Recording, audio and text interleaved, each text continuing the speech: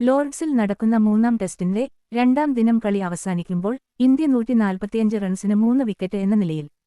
ഇംഗ്ലണ്ടിന്റെ ഒന്നാം innings ടോട്ടലായ 387-നേക്കാൾ 242 runs പിന്നിലാണ് ഇന്ത്യ.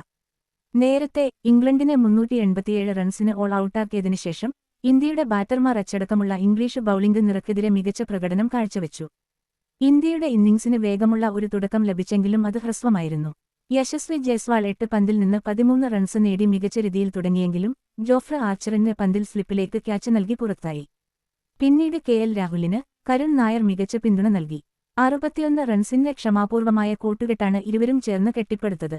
ആദ്യ വിക്കറ്റ് നഷ്ടത്തിന് ശേഷം ശ്രദ്ധയും കണക്കുകൂട്ടിയുള്ള ഷോട്ടുകളും സമന്വയിപ്പിച്ച് ഇരുവരും ടീമിനെ മുന്നോട്ട് നയിച്ചു. ഒഴുക്കോടെ കളിച്ച കരുൺ നായർ 40 റൺസ് നേടി നിൽക്കെ ബെൻ സ്റ്റോക്സിന്റെ പന്തിൽ ജോ റൂട്ടിന് ക്യാച്ച് നൽകി പുറത്തായി. തുടർന്ന് രാഹുലിനൊപ്പം ശുഭ്മാൻ ഗിൽ ക്രീസിലെത്തിയെങ്കിലും ക്രിസ് വോക്സിന്റെ പന്തിൽ വിക്കറ്റ് കീപ്പർക്ക് ക്യാച്ച് നൽകി 44 പന്തിൽ 16 റൺസെടുത്ത് പുറത്തായി. അഞ്ചാമനായി ക്രീസിലെത്തിയ ഋഷഭ് പന്ത് പരിക്കുമായാണ് ബാറ്റ് ചെയ്തത്. 113 പന്തിൽ 53 റൺസുമായി രാഹുൽ പുറത്താകാതെ നിന്നു. പന്ത് 19 റൺസുമായി പുറത്താകാതെ നിൽക്കുന്നു.